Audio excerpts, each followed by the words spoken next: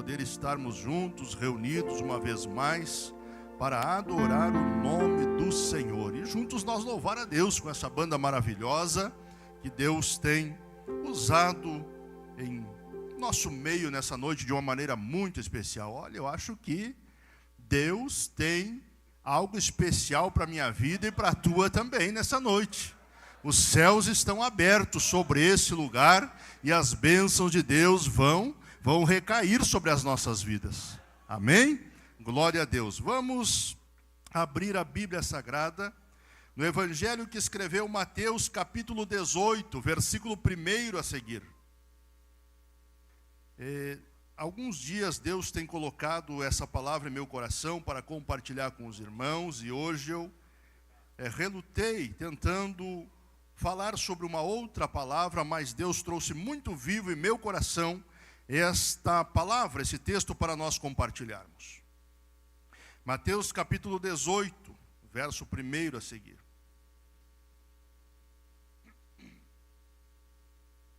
Diz assim a palavra do Senhor: naquela mesma hora chegaram os discípulos ao pé de Jesus, dizendo: quem é o maior no reino dos céus?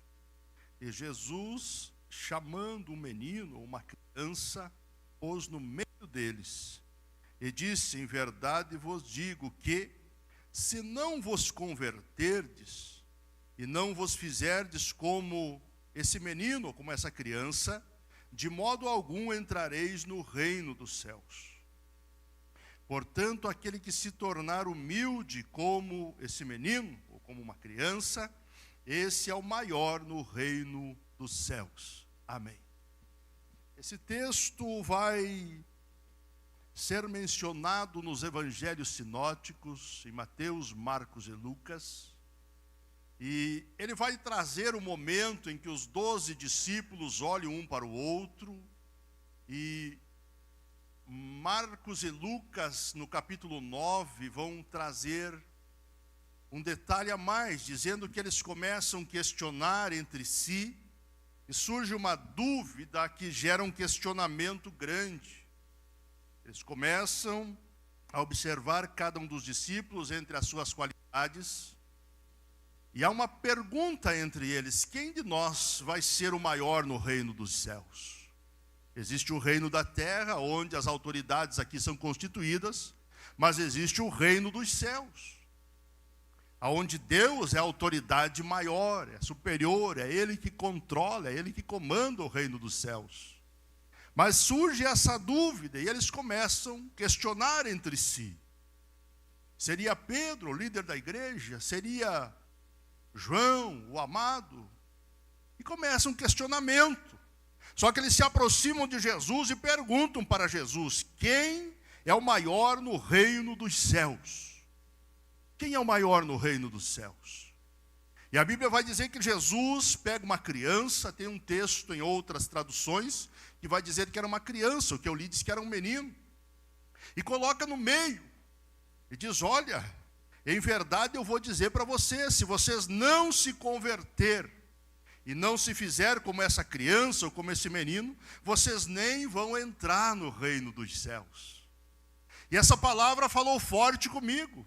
Ora, se para nós entrar no reino dos céus, que nós pregamos, que nós amamos, que nós almejamos, que nós vivemos para isso, nós precisamos nos tornar como uma criança. E eu pensei: o que tem de tão especial? Quais as características que tem uma criança, que são diferentes de um adulto? Quais são essas características? Logo Jesus vai falar.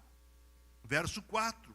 Portanto, aquele que se tornar humilde, como essa criança ou como esse menino, esse é o maior do reino dos céus. Logo aparece a humildade. E eu tomei a liberdade para escrever pelo menos 5 características de uma criança. E se nós queremos herdar o reino dos céus, nós precisamos ser parecido com essa criança. Jesus falou algo tremendo, que ele disse: se vocês não se converter e não fizerdes como essa criança. Eles andavam com Jesus, pregavam a palavra de Jesus, presenciavam os milagres de Jesus, falavam de Jesus, expulsavam demônios em nome de Jesus, faziam imposição de mão para repreender as enfermidades e pessoas eram curadas em nome de Jesus. Mas agora Jesus disse: vocês têm que se converter. Se vocês não se converter, como essa criança, vocês nem vão entrar no reino dos céus. A primeira característica, Jesus fala sobre a humildade. Toda criança, ela é cheia de humildade. A criança é cheia de humildade. Dá para nós entender isso porque a mente de uma criança é aberta para aprender. Note que se nós colocarmos uma criança na escola, ela vai ser alfabetizada, ela vai aprender, ela vai continuar estudando. E se ela não parar, ela vai fazer um curso superior e logo se tornar um profissional em alguma área. Mas tudo começou quando era criança, com a humildade para aprender, a mente aberta para aprender. E aí Deus começou a falar comigo e eu pude montar alguma coisa para compartilhar com os irmãos. O nosso problema de adulto é que às vezes a nossa mente não está aberta para aprender as coisas. Nós pensamos que sabemos tudo, nós não queremos ouvir, não queremos aprender. Nós ignoramos algumas coisas importantes que nós precisamos aprender. E a gente pensa: não, eu já sei de tudo, eu não quero ouvir ninguém, eu não quero ouvir nada, eu já aprendi tudo o que tinha que aprender. Só que o profeta Oséias, no capítulo 6 e no versículo 3, vai dizer: conheçamos e prossigamos em conhecer ao Senhor. Não existe forma de conhecer tudo a respeito de Deus. Não existe forma. Nós podemos conhecer Deus, mas nós não podemos compreender Deus. Foge do nosso entendimento, da nossa compreensão. Então, quando nós temos essa humildade como de uma criança, a cada dia que passa, a cada dia que nós aprendemos mais, nós dizemos: mas eu quero aprender mais, amanhã eu quero aprender mais, eu quero continuar crescendo, eu quero continuar aprendendo mais de Deus. O problema é se nós perdermos essa humildade, dizer: não, eu não preciso aprender mais nada. A humildade de uma criança, ela também mostra que a criança não se ofende. Nós, como adultos, se ofendemos muito fácil. Se alguém olhar com a cara feia para nós, olhar para a nossa roupa, para o nosso calçado, às vezes a pessoa se ofende. Só que uma criança nunca se ofende, ela brinca junto. Se der risada dela, ela dá risada junto. Se brigar com ela, não tem problema, dali um pouquinho estão abraçadas, a criançada, e estão brincando tudo junto com aqueles que eles brigaram. Não se ofende. A humildade não permite a criança se ofender. O que Jesus estava dizendo: vocês têm que ser como essas crianças. Se alguém olhar com a cara feia para vocês, disser a palavra que ofenda vocês, não se preocupe, mas seja humilde, não se ofenda, continua querendo bem aquela pessoa. A humildade faz isso. A humildade também faz a criança saber que ela depende do pai. Ela depende do pai. Imagine você levar a sua criança em um lugar grande, em um shopping, ou em um lugar que ela nunca foi, e você, por algum motivo, se ausentar por alguns momentos, você vai ver que essa criança se perde muito fácil. Ela não tem orientação, ela não tem para onde ir, ela não sabe para onde correr, e ela pode cair, ela pode se quebrar, pode se machucar. Imagine uma escada rolante. Logo na humildade a gente entende que a criança, ela está totalmente dependente do pai. E todo pai que ama o seu filho, que ama essa criança, ele não vai se ausentar da criança. Deixa eu dizer, cheio de autoridade do céu aqui, essa criança sou eu e você. Sem o pai nós estamos perdidos. Mas o pai não se ausenta de você. A mão do pai segura você e não deixa cair. não deixa você se quebrar, não deixa você morrer, não deixa você se acidentar. A mão do Pai está segurando você nessa noite. Tenha humildade para reconhecer que você é dependente de Deus, que eu sou dependente de Deus. Deus é o nosso Pai, nós dependemos dele. Nós dependemos dele. Sempre que alguém pensa que não depende de Deus, logo colhe os frutos como resultado da sua ignorância de pensar que não depende de Deus. Mas a humildade também não é ingenuidade. A pessoa humilde não quer dizer que ela é ingênua. Seja humilde, mas não seja ingênuo ao ponto de alguém enganar você. A ingenuidade leva as pessoas fácil a serem enganadas. Mas a Bíblia diz que se alguém tem falta de sabedoria, peça a Deus que Ele a dá. Existem duas palavras parecidas. Uma é conhecimento e a outra é sabedoria. Conhecimento, inteligência, você adquire lendo, estudando, pesquisando. Mas a sabedoria não. A sabedoria só vem do céu. A sabedoria é só Deus que dá.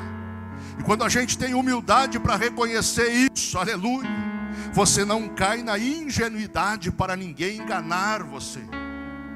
Então a primeira característica de uma criança, ela é humilde. A segunda característica de uma criança é a simplicidade da criança. A criança não julga ninguém. Ela não olha para um, para outro. Para a criança todo mundo é igual. Não olha para a roupa que alguém veste, não olha para o tamanho da casa, olha para o lugar que ocupa na sociedade, não. A criança não faz essa distinção. A simplicidade que a criança tem, ela olha para todos e vê todos iguais. Essa simplicidade, ela nos coloca no mesmo nível. Eu acho lindo um texto que tem em 2 Samuel, no capítulo 6, no versículo 14 a seguir, quando a arca de Deus está no território inimigo, ou já está em território do povo de Deus, só que na casa de um homem, e o rei Davi assume o reinado de Israel. E a primeira coisa que Davi faz, ele disse: eu quero a arca, que é a presença de Deus junto comigo no reinado. Eu vou buscar ela, onde ela estiver. Ela está na casa de um homem chamado Abinadab. Lá ela fica, se não me falha a memória, 9 anos. Não acontece nada de extraordinário nessa casa, porque a presença de Deus não se manifesta ali. A presença de Deus está em todos os lugares, mas ela só se manifesta onde Deus é adorado. Estava na casa de Abinadab, a presença de Deus estava ali. Porém não se manifestava, porque para ele a presença de Deus parece que não tinha valor algum. Mas mais para frente o texto vai dizer que quando Davi vai buscar a arca, coloca em um carro novo de bois, os bois tropeçam, a arca cai, um homem coloca a mão, morre de tocar na arca, e essa arca é levada para uma casa de um homem chamado Obed-edom. Essa arca fica 3 meses na casa dele. Nesses 3 meses, enquanto Davi volta para o palácio, volta para sua casa, e vai achar uma forma de trazer de volta a presença de Deus para Israel. Davi está pensando, está estudando, está vendo como vai trazer de volta. A arca entra dentro da casa desse homem que morava próximo à rua onde aconteceu aquele acidente. Em 3 meses a Bíblia diz que Deus fez prosperar a casa daquele homem. Deus enriqueceu aquele homem. Deus trouxe prosperidade. Alguém olha para tudo isso e corre para o rei e disse: rei, a casa daquele homem lá na beira da estrada onde foi colocada a arca mudou, enriqueceu, houve prosperidade, houve coisas extraordinárias dentro daquela casa. Na casa de um fica 9 anos e não acontece nada. Na casa do outro 3 meses e o homem enriquece. Quando entra a arca da presença de Deus dentro da casa daquele homem, ele cai de joelhos naquele lugar e ele disse: louvado seja o nome do Senhor. A presença de Deus está dentro da minha casa. houve um acidente lá na rua, alguma coisa aconteceu, eu nem esperava que ia acontecer isso, mas a presença de Deus está dentro da minha casa, então eu vou adorar o Deus que entrou dentro da minha casa. Quer ver a tua casa mudar, a tua história mudar? Deixa eu dizer algo do céu para você: a presença de Deus já está lá. O que falta é você adorar a presença de Deus, e você vai ver a tua casa ser transformada. Davi vai mais uma vez para buscar a arca. O que chama a atenção na simplicidade é que Davi tira a sua roupa de rei e se veste com roupa simples, e entra no meio do povo. E quando ele vai trazendo a arca, chegando na cidade, ele vem saltando, bailando, cantando, dando glória a Deus, porque ele está conseguindo trazer de volta a presença de Deus para o meio do povo. Alguém olha e não entende, tem Davi como um louco, como um doido, ele é o rei da nação. Só que se tem um lugar que só existe um rei, é dentro da casa de Deus. Aqui só existe o Rei dos Reis e Senhor dos Senhores. É o lugar onde a simplicidade entra. Você vai ver pessoas como eu já vi e congreguei, pessoas que vinham para a igreja de bicicleta, outro morava 12 quilômetros longe da cidade, vinha com uma charrete, um cavalo trazendo, puxando a família, vinham para a igreja. Outro era o médico da cidade, vinha num carro do ano, e várias classes de pessoas se reuniam naquela igreja. Só que de repente, quando entrava naquela porta para dentro e a glória de Deus descia, não tinha mais nível social nenhum. Ali não era mais nada além de alguém que veio para adorar a Deus. A simplicidade tomava conta daquele lugar. Eu vi aquele irmão da charrete abraçando o médico, eu vi o irmão da bicicleta abraçando do carro novo, e a glória de Deus descendo, porque a simplicidade habita naquele lugar. Deixa eu dizer para você, a simplicidade habita em nosso meio também. E se há simplicidade, há uma presença de Deus sobre as nossas vidas. A simplicidade faz isso, nos coloca no mesmo nível. A simplicidade faz perdoar e amar até quem nos machucou. O pastor José contava uma história que eu gravei para sempre. Ele atendia uma igreja e tinha 2 irmãos gêmeos, idade de uns 7, 8 anos. Estavam brincando, de repente um jogou a pedra e cortou a cabeça do outro. Mas estavam brincando. Foi levado para o hospital, o médico estava no plantão, foi fazer os pontos, ele chorando muito. Para interter ele, deram um chocolate para ele. Ele comeu a metade do chocolate, dobrou a outra metade na mão e segurou apertadinho na mão. E o médico fazendo os pontos na cabeça dele, terminou, olhou para ele e disse: agora tu pode comer o resto do teu chocolate. Ele disse: não, esse chocolate eu vou levar para o meu irmão. E o médico disse: mas o teu irmão, quantos tu tem? Só um. Mas não é o irmão que jogou a pedra, que te cortou, te fez chorar, te fez sofrer? Ele disse: é esse mesmo. Mas tu vai levar ainda metade do chocolate para ele? Ele disse: é verdade, ele me fez chorar, sofrer, só que ele continua sendo meu irmão. Oh, aleluia, a simplicidade faz isso. Alguém pode machucar, pode ferir, pode fazer você chorar, mas se há uma simplicidade, a presença de Deus na tua vida, você vai perdoar, porque você quer ir morar no reino dos céus. Oh, louvado seja a presença do Senhor em nosso meio. A primeira característica de uma criança é a humildade, a segunda a simplicidade, a terceira é a sinceridade. Sinceridade. A criança sempre fala a verdade. Vocês sabem disso, pai e mãe, criança não mente. Se ele falou, é verdade. Vai olhar, vai observar, porque é verdade. A mentira é um problema. As pessoas se enrolam na mentira, acreditam na própria mentira e vão caindo, vão mergulhando em um poço de mentira, quando vê não consegue mais sair daquela mentira, está mergulhado na mentira. Mas a palavra sinceridade vem de um vocábulo que quer dizer sem cera. Sem cera. No Oriente tinha duas coisas que eles vendiam, que eram móveis de madeira e vasos de barro. E quando tinha algum com pequenos defeitos, havia alguns negociadores que iam lá e compravam bem barato, porque estava com algum defeito, não passava no teste de qualidade. E aqueles negociadores levavam para casa e enchiam de cera.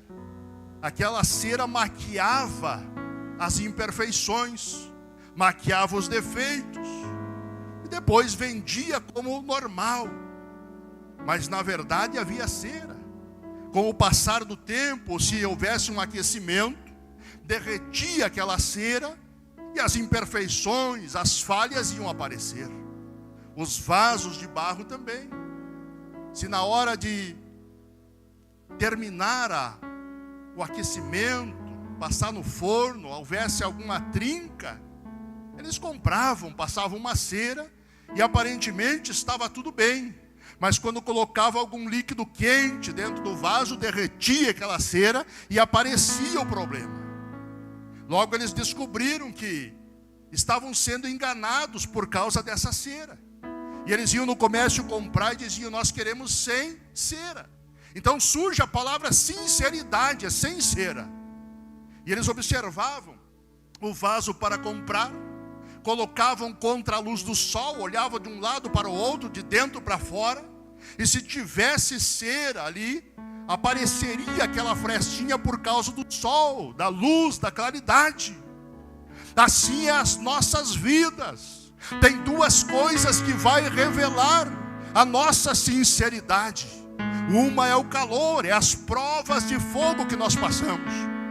A outra coisa que revela é a luz resplandecente do sol da justiça, é a luz de Deus nas nossas vidas. A Bíblia diz que a lâmpada para os meus pés e luz para o meu caminho é a tua palavra. Quando somos confrontados com a palavra, as nossas falhas, as nossas imperfeições aparecem, mas glória a Deus, porque Ele é o oleiro e Ele pode fazer de mim e de você um vaso novo conforme Ele quiser fazer. É o único oleiro que não joga o vaso quebrado fora. Na nossa casa, se quebrar um vaso, não tem conserto, não tem super bonder, não tem nada, porque a falha vai aparecer. Por mais que você queira remendar, não dá certo. Então já logo você trata de juntar, colocar fora, descartar aquilo ali, e amanhã vai comprar outro para colocar no mesmo lugar. Só que Deus não. Eu e você somos vasos. Se por algum motivo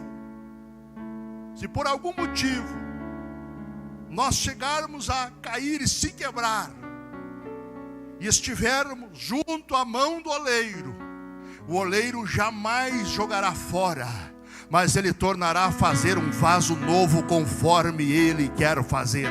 É por isso que você olha para alguém que caiu, que se quebrou, você diria: nunca mais vai se levantar, não tem mais jeito, terminou a vida, terminou o ministério. Não terminou não, se estiver nas mãos do oleiro, te prepara, porque Deus vai fazer um vaso novo e vai usar com poder e autoridade nas suas mãos. A sinceridade leva a confiança que gera segurança. Quem é sincero com você, isso gera uma segurança.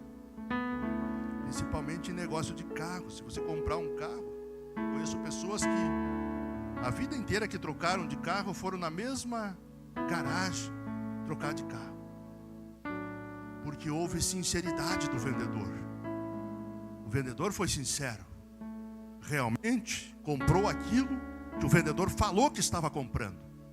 Passou o tempo, juntou um pouquinho mais de dinheiro, vou trocar por um mais novo, mas vou aonde? Vou lá naquele vendedor, porque ele foi sincero comigo. A sinceridade faz isso, aleluia.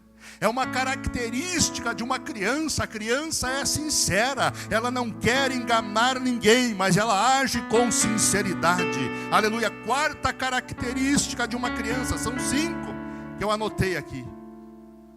Quarta característica: as crianças sonham com facilidade. Eles sonham acordado. E nós, adultos, às vezes nem dormindo a gente consegue sonhar mais. Mas as criancinhas sonham acordado. Quer ver? Lembro quando era criança, pegava uma rodinha lá de uma latinha de tinta. Um outro amigo meu pegava uma tampa velha de panela e nós fazia a direção de uns carros. Ia brincar. E eu perguntava para ele: que carro tu tem? Eu tenho uma Ferrari. E você? Eu não sei, eu acho que é uma BMW. E nós brincava e corria, e nós via a cor do carro, nós via o painel do carro, nós fazia marcha, nós roncava com o carro. Só que os adultos passavam por nós e tão louco. É criança brincando, estão doidos da cabeça. Só que nós estava sonhando. Eles não viam, mas nós conseguia ver. Eles não viam, mas nós conseguia ver. Aí no outro dia nós ia brincar de andar a cavalo. Pegava um cabo de vassoura. Cada um tinha um cavalo. E no nosso sonho nós víamos uns cavalão grandão, que valia um alto preço, um alto valor. Quem olhava para nós não via nada. Via ali um cabo de vassoura, nós correndo para lá e para cá. Mas nós estava sonhando. Deixa eu dizer para você, na autoridade do céu, você parou de sonhar, mas Deus trouxe você aqui nessa noite para dizer que Deus está dando o sonho dos céus para a tua vida. Os sonhos que você tem não são da terra, mas são do céu. O sonho não nasce aqui, não nasce na tua cama, mas o sonho nasce no coração de Deus. Te prepara, se você tem sonho, não para de sonhar, porque Deus cumprirá os teus sonhos aqui nessa terra. Criança sonha com muita facilidade. Quinta característica para nós encerrarmos: a criança tem confiança. Confiança. Confia em quem conhece. Conhece o pai e a mãe. Mas para ele ter essa confiança, ele precisa ter um diálogo rotineiro com o pai. Às vezes as mães ficam meio braba, porque às vezes a mãe sofreu, criou a criancinha, e quando vai falar, a primeira palavra é papai. E as mães ficam bravas. E o pai começa a conversar com a criança, e a criança começa a ouvir e entender a voz do pai. E a criançada pode estar no meio de uns 10, 12, jogando bola num campinho, mas se o pai sair na porta e gritar o nome do filho, ele já, pã, o pai está me chamando. Porque ele conhece a voz do pai. Aleluia. O conhecer a voz do pai gera confiança. O problema é que quando nós somos adultos, parece que nós temos dificuldade de se relacionar com o pai. Temos dificuldade de ter um diálogo com o pai. Temos dificuldade de ouvir a voz do pai. Mas nessa noite o pai está falando aqui nessa noite. Há uma palavra do céu, o pai está falando comigo e com você nessa noite. Te prepara, quem sabe quanto tempo você não fala mais com o pai. Você não ora mais, não derrama mais lágrimas, não sente mais a presença do pai. Mas nessa noite o pai está aqui falando com você. Pode falar, meu filho, eu estou ouvindo a tua voz.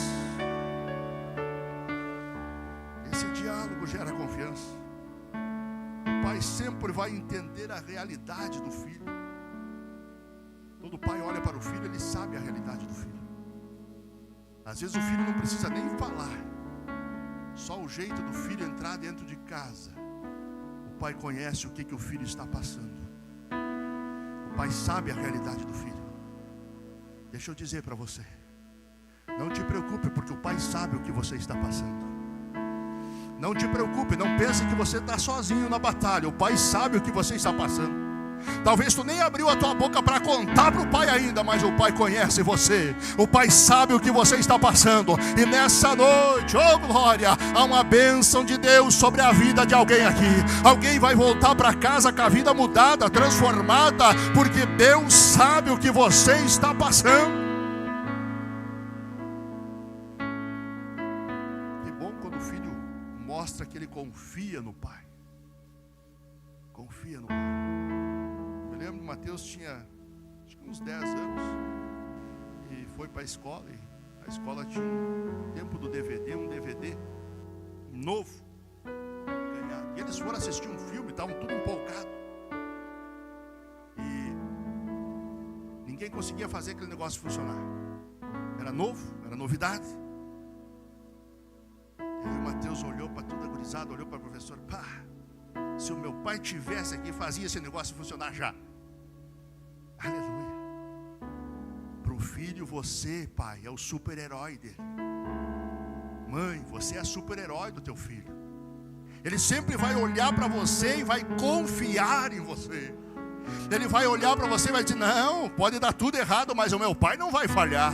O meu pai tá junto comigo. Deixa eu dizer para você nessa noite: o nosso pai não vai falhar. Pode o mundo inteiro falhar, pode dar tudo errado, pode acontecer coisas terríveis, mas o meu pai não vai falhar. O teu pai não vai falhar. Te prepara, porque é uma bênção de Deus sobre a tua vida. Se tudo falhar, Deus não vai falhar nas nossas vidas. Deus estiver no comando, dá tudo certo. O problema é que às vezes a gente diz para Deus comandar a nossa vida, mas a gente quer estar com a mão na direção. Diz: dirige aí, Deus, mas eu vou segurar minha mão aqui. Se der errado, a minha mão está na direção. Aleluia. O irmão lê um texto que diz: entrega o teu caminho ao Senhor, confia nele e o mais ele tudo fará. Quando você entrega algo para alguém, é porque você confia nesse alguém. E quando você confia nesse alguém, você vira as costas e vai para casa tranquilo, descansado. Porque algo que você entregou para alguém que você confia está bem guardado, está bem cuidado. Entrega a tua vida para o Senhor e confia nele. Até aqui deu tudo errado, até aqui as coisas não deram certo como você planejou, como você imaginava. Mas daqui para frente eu convido você a entregar tudo para o Senhor e dizer: Senhor, do meu jeito não deu, mas do teu jeito vai dar certo. Eu vou confiar no Senhor. Se coloque em pé, eu quero estar orando com você. O Salmo 37, verso 7 diz assim: descansa no Senhor e espera nele. Descansa no Senhor e espera nele. Tem gente que não consegue mais descansar. Tem pessoas que você fala com as pessoas na semana, diz: eu dormi até o meio-dia, dormi até 1h da tarde, porque de noite eu não consegui dormir a noite inteira, não consegui pregar o olho, não consegui. Que não consegue descansar no Senhor. Mas tem crente que você olha para ele porque confia no Senhor, porque é como uma criança. Parece que a vida dele está virada num turbilhão, parece que tem uma tempestade destruindo tudo. Mas ele vai deitar, ele dorme, ele descansa, ele está tranquilo. De manhã cedo ele acorda, porque ele confia no Senhor e está tudo certo. Ele sabe que a resposta que ele precisa não está nele, mas está em Deus. Aleluia. Eu quero orar com você nessa noite, com alguém que quem sabe entrou aqui dizendo: eu preciso de um milagre de Deus. Eu preciso entregar minha vida, os meus negócios, a minha família para Deus. Eu preciso confiar verdadeiramente nele. Até agora não deu certo, mas eu vou entregar nas mãos dele, porque a partir de agora a história vai mudar. Aleluia. Se tem alguém que quer orar juntamente comigo, venha para a frente. Os irmãos podem cantar um louvor. Enquanto vocês estão cantando, alguém pode vir para a frente e nós vamos estar orando. Se tiver alguém doente, alguém enfermo, Jesus é poderoso para curar você nessa noite. É poderoso para trazer paz sobre a tua vida. É poderoso para arrancar a angústia, para arrancar a depressão, para trazer noites abençoadas de sono para você. Aleluia.